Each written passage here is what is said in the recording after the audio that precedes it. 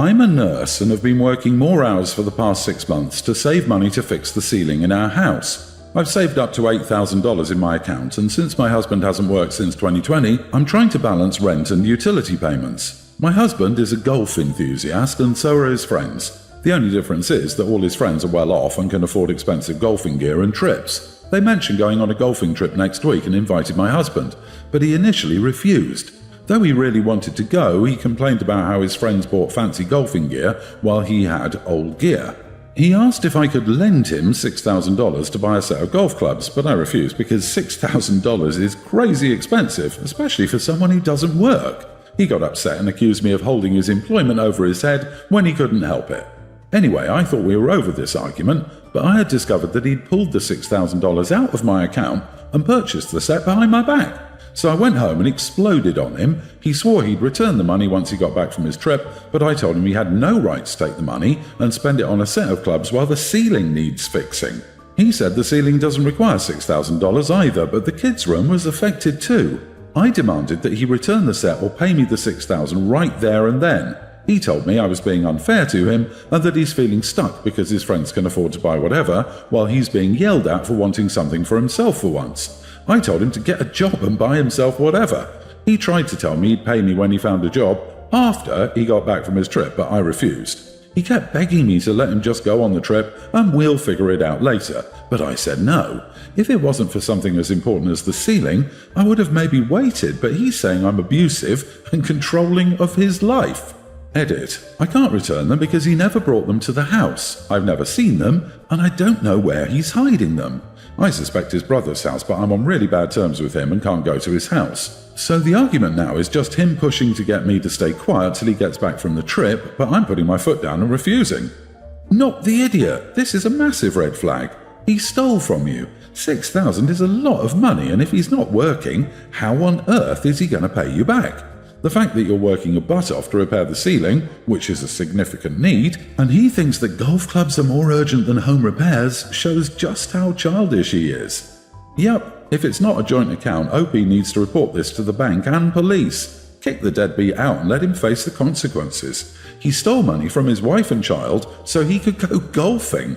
He literally took the roof from over his kid's head. What a tool! What is the value of this person to you? Not the idiot, but are you sure he actually spent the money on golf clubs? Was the $6,000 taken out directly, or did you see the charge from a store? They can be pretty pricey, but I almost wonder if he's got a habit he doesn't want you to know about, because it's hard to believe anyone would spend $6,000 on golf clubs at your income level. OP, do you have ways to contact the friends going on this trip? If you do, I suggest you tell him that if he doesn't return the clubs and hand you the money today, you will contact all of his friends and tell them he stole $6,000 from you to buy clubs when that money is to fix the collapsing ceiling in your children's room, and that it's money you earned working overtime as a nurse during a global pandemic while he sits at home refusing even to get a fast food job. Be prepared to follow through. Embarrass the crap out of him. He doesn't care what you think, and let's see if he cares what his friends think.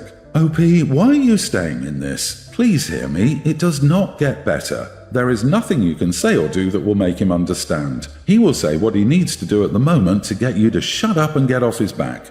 You and your children deserve more. Contact a family law attorney to find out exactly your rights and options. You're practically a single mother already. My family is low-key wealthy, but my parents have ensured that we're never flashy about it. We live in the same place we've lived for about 15 years, don't have flashy clothes and cars, and generally make sure we're spending money on experiences rather than objects. Q, my younger sister, who is spoilt and for some reason feels incredibly entitled to her share of the wealth. She just turned 21, and I think part of it is her finally getting information about her trust, and in general how we stand. But of course, I'm 25 and the older one, so I knew all about this for a while now. Anyway, long story short, my sister ended up going car shopping with my girlfriend for expensive new cars, Porsches. My dad hadn't approved anything, so I don't know what she's going to do, but apparently she flashed my dad's credit card and talked up the salesman about how much money she had to spend. My girlfriend was shocked that I drive a simple, unassuming 10-year-old Lexus, have a sister throwing $100,000 at a car. We had a huge discussion and ended up fighting about it. She was shocked at roughly how much money we had and told me I was a tad selfish for not mentioning it when she had college and medical debt. Honestly, we've only been dating for 2 years, and I was thinking I would propose after another year if things are going well and start this discussion. Unfortunately, it's all happened a little too soon. I'm furious at my sister and kind of laid it out on her. I told her how immature and selfish she was, and how she was undoing everything our parents worked hard for to install values in us. She told me I had to grow up and I'm a wet blanket. Am I the idiot here? Not the idiot. I'm blown away that she thinks she's entitled to it. Your parents' money has nothing and will never have anything to do with her college and medical debt. That was a strange thing for her to say. I don't get why people would be mad at not being told about wealth. Are they equally as angry about not being told of a family debt? Not the idiot. The biggest idiot here is your girlfriend for assuming that you're obligated to pay off her debt because you come from a wealthy family. Is this really the kind of person you want to have a relationship with? I don't think that's fair to the girlfriend based on what we know so far. They've been dating for a while and it sounds like they've talked about marriage. At that point, you figure you already know everything major about your partner. So finding out something big that your partner never told you about, good or bad, is going to be a bit upsetting. OP hasn't said that his girlfriend wanted him to pay off her debts. Giving her the benefit of the doubt, she could fully intend on paying off her own debt. I don't think she's the idiot here. Agree. OP is the idiot for dating someone for 2 years and lying about their circumstances. That's a red flag. I would dump OP in a heartbeat if I found out something like that. How can you trust someone again after they've basically been lying to your face for 2 years? It doesn't matter what the lie was, it was still a lie. Also, if you notice what OP said, the girlfriend asked why they didn't help her pay off her medical debt. This means at some point, OP's girlfriend had to have medical treatment, and they basically just sat back watching her struggle to afford it. I'm sorry, but if you're dating someone for 2 years, you'd think you'd actually care about their health. Last night I had my in-laws visit, made them dinner and put it on the table while I had my own dinner, a yogurt and salad because I'd gained a few pounds and my husband pushed for me to lose some. Anyway, we were all sitting eating when my husband's dad asked what I was eating. I told him a salad. With a confused look on his face, he said, "A salad? That ain't gonna fill up your fat butt." Some of my in-laws started giggling and my husband did too. I felt upset and humiliated. I got up from my seat and stayed in my room until my in-laws left. My husband barged in asking why the heck I left my guests by themselves. I told him his dad insulted me and made me a joke in front of everyone. He said that I was being too sensitive and self-conscious, which didn't warrant leaving the table and disrespecting his family. I argued that he should have defended me instead of laughing along, but he insisted it was just a joke. I should chill, and then he said that he's not a lawyer or a police officer, so I should quit expecting him to get involved in every disagreement I have since I'm an adult. We kept on arguing, and he said that I disrespected his family by leaving the dinner table and hiding in my room like I was a child when I could have just chilled and kept my cool. Finally, my mother-in-law sent a long wall of text about how inappropriate my behavior was. He may be right in that I messed up and I was being a bit too sensitive, since this is just how my father-in-law is, honest and straightforward even with his jokes. Am I the idiot? Could it be that I overreacted? So let me get this straight. Your husband has pushed you onto a diet, your father-in-law then joked about your weight, in your home, at your table, and then your darling husband laughed. Didn't see how rude this was? But your being upset and leaving the table was what crossed the line? Not the idiot. You are not the idiot. You were insulted in your own home. It's not okay for anyone to speak to you like that. I'm sure your husband and his parents have plenty of faults of their own. Would you be able to get away for a few days to think about the current direction in which your life is headed? Is this what you want for your future? Do you feel lonely in your own home? I promise you deserve to feel loved and appreciated just the way you are. If you want to lose weight to feel healthier, lose your husband. Treat yourself with the care, kindness, and love you deserve from family. Be your own best friend. Your BFF wouldn't want you treated like this. Not the idiot, but why exactly are you married to this idiot? He polices your weight and laughs when his family insults you. What? If a member of my family said something like that to my wife, which they wouldn't, I'd throw them out myself. Immediately. No hesitation. The following words out of my mouth would be, "Get out." Agree. I've witnessed firsthand how stupid comments like the husband and in-laws can impact someone's mental health and wellness over years. not to mention the effect of a toxic environment on kids. If OP's husband isn't willing to start couples therapy to get on the same page, OP should consider moving out and putting some distance between herself and that completely unnecessary negativity. My wife and I are both 44. We had a daughter when we were 19, but she passed. It took us a long time to learn to live with that pain. There's a very sweet girl named Rosa, 23, from Ecuador at my wife's work. After getting married, she immigrated 5 years ago. Her husband worked security for my wife. He was such a thoughtful and hard-working boy. We'd been close to him since he was a teen, and he lived with his uncle renting our basement. Unfortunately, he passed in an accident last year while Rosa was pregnant. Rosa gave birth to a beautiful baby, but she's been very depressed and isolated, and her only bio family is an aunt.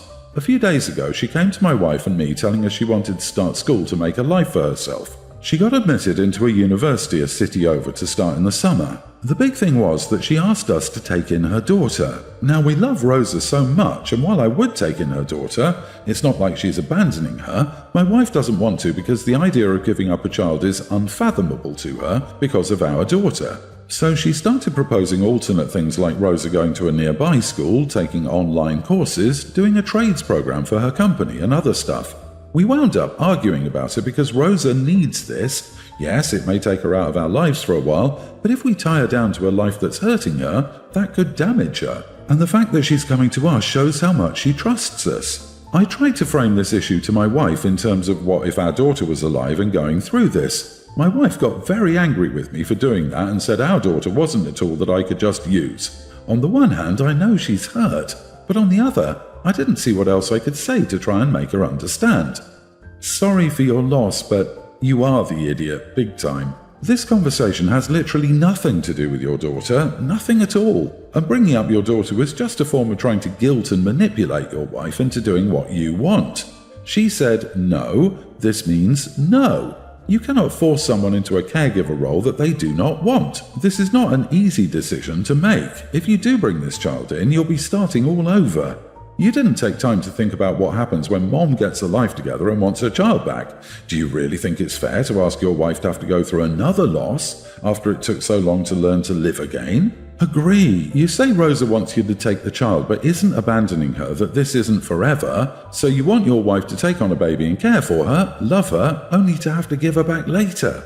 Come on, she already lost one child. Who's going to be giving up work to take on this baby? You? You going to be a stay-at-home dad? I suspect not. Maybe your wife doesn't want to give up her life. This whole situation is far more complicated than your wife thinking Rosa giving up a baby would be a mistake, and you're being naive if you think it isn't. Yes, that leaped out at me too. Is OP going to be the one to do all the work of raising the baby? If not, he should sit himself down.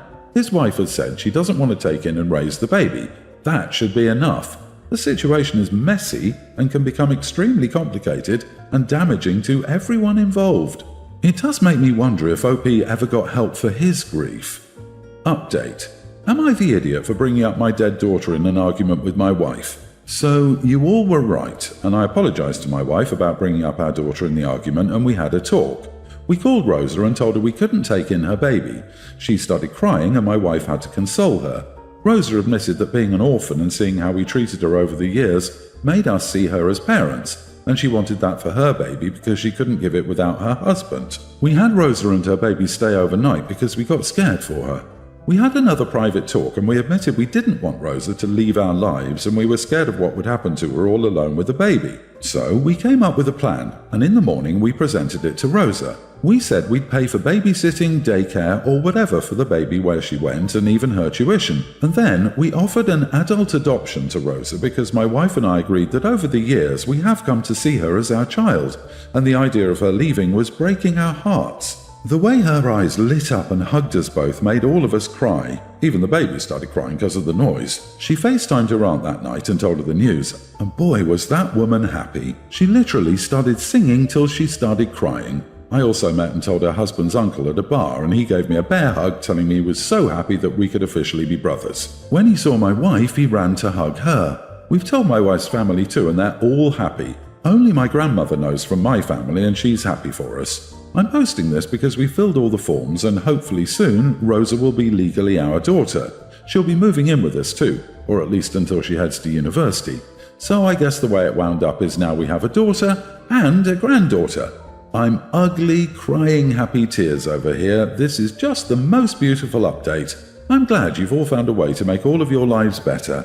I can think of no better way to honor your first daughter than to make the world better for others. Your family has expanded, and there is limitless room in our hearts for love. Congratulations to you and your wife, Rosa, and the baby becoming a family. Best wishes to all of you. OP, you are the idiot for chopping the onions. Seriously, congrats on the additions to your family. It seems you've gained way more than a daughter and granddaughter. I love happy endings.